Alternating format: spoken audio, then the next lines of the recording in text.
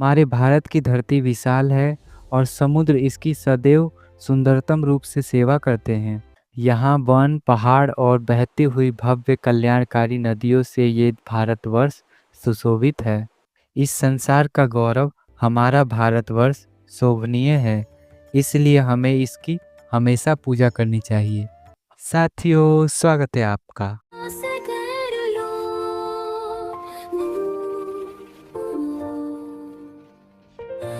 ऐसा कर लो। जहाँ पे हम आपको बिहार बोर्ड क्लास 10th के सभी सब्जेक्ट को कार्टून के माध्यम से पढ़ाते हैं। आपने सही सुना, कार्टून के माध्यम से पढ़ाते हैं। आप लोग हमारे पीछे भी देख सकते हैं। साथियों, हम लोग क्लास 10th के सभी सब्जेक्ट को कार्टून के माध्यम से पढ़ने वाले हैं। तो अगर आप लोग हमारे चैनल पे पहली बार आए हैं या हमको पहली बार देख रहे हैं तो वीडियो को लाइक कर दीजिए।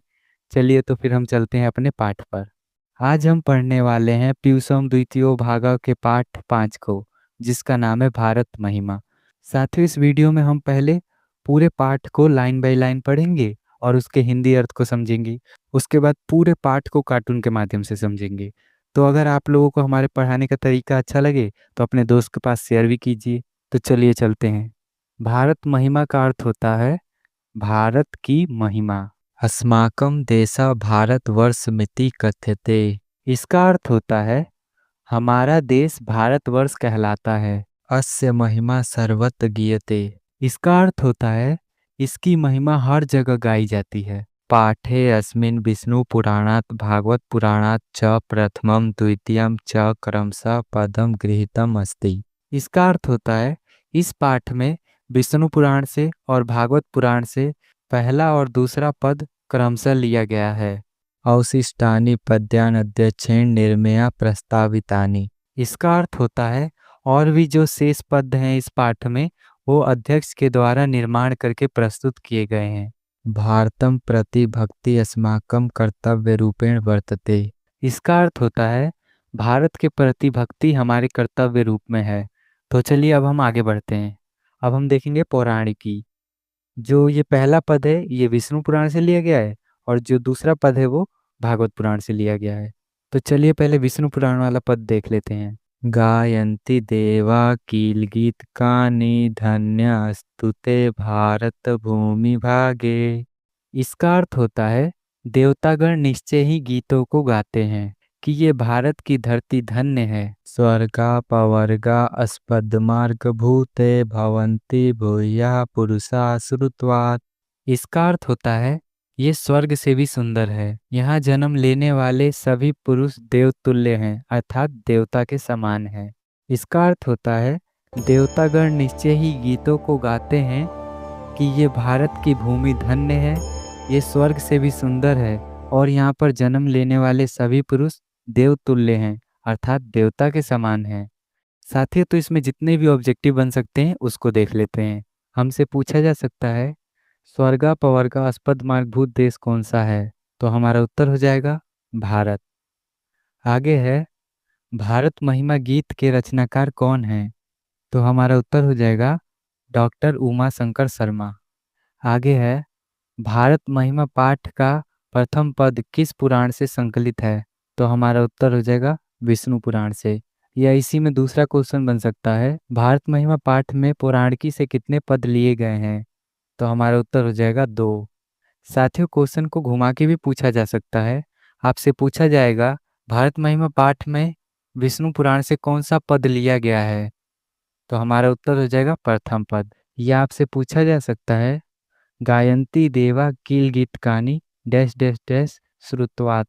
यह पद किस पुराण से संकलित है? तो हमारा उत्तर हो जाएगा विष्णु पुराण। साथियों, ऐसे भी आपसे ऑब्जेक्टिव पूछा जा सकता है। तो जो भी पद वाले चैप्टर हैं उसमें आप लोगों को पद के कुछ लाइन को याद करना बहुत ज़रूरी है। अगर आप लोग याद रखेंगे तो ऑब्जेक्टिव आपके आराम से बन जाएंगे। आगे पूछा जा सकता है भारत महिमा पाठ में किस देश की महिमा का वर्णन किया गया है? तो हमारा उत्तर हो जाएगा भारत। आगे पूछा जा सकता है भारतवर्ष में किसकी महान परंपरा है? तो हमारा उत्तर हो जाएगा शास्त्रों की। आपसे पूछा जा सकता है किसके गीत देवता भी गाते हैं? तो हमारा उत्तर हो जाएगा भारतवर्ष के। आपसे पूछा जा सकता है लोगों को कैसा जन्म प्राप्त करना चाहिए? तो हमारा उत्तर हो जाएगा भारत के दिल में। आपसे पूछा जा सकता है, देवता लोग किसके गीत गाते हैं? तो हमारा उत्तर हो जाएगा भारत के। साथियों, तो अब हम दूसरा पद देखेंगे। ये पद भागवत पुराण से लिया गया है। अहो आमी साम की मकारी शोभनम प्रसन्ने साम सोई दूत स्वयं हरि। इसका अर्थ होता है, अब इससे अधिक सुंदर क्या होगा जहाँ भगवान स्वयं आकर प्रसन्नता का अनुभव करते हैं। ये ऋजनम लब्धम नृषु भारताजी रे मुकुंद सेवो प्रियकम अस्प्रियाही न। इसका अर्थ होता है, जो भी मनुष्य इस भारत की भूमि पर जन्म लिए हैं, उन्हें अपनी इच्छा से ही परमात्मा की सेवा करनी चाहिए। अर्थात अब इससे अधिक सुंदर क्या होगा जहाँ भगवान स्वयं आकर प्रसन्नता का अनुभव करते हैं। जो भी मनुष्य इस भारत की धरती पर जन्म लिए हैं, उन्हें अपनी इच्छा से ही परमात्मा की सेवा करनी चाहिए। तो अब इसमें जितने भी ऑब्जेक्टिव बन सकते हैं उनको देख लेते हैं। आपसे पूछा जा सकता है, भारत महिमा पाठ का दूसरा श्लोक कहाँ से लिया गया है? तो हमारा उत्तर हो जाएगा भागवत पुराण से। आपसे पूछा जा सकता है, भारत की शोभा को देखकर कौन प्रसन्न है? तो हमारा उत्तर हो जाएगा ईश्वर। आपसे पूछा जा सकता है, किस देश में देवतागण भी बार बार जन्म लेना चाहते हैं? तो हमारा उत्तर हो जाएगा भारतवर्ष। साथियों, आगे के पद आधुनिकी पद हैं, तो उनको देख लेते हैं।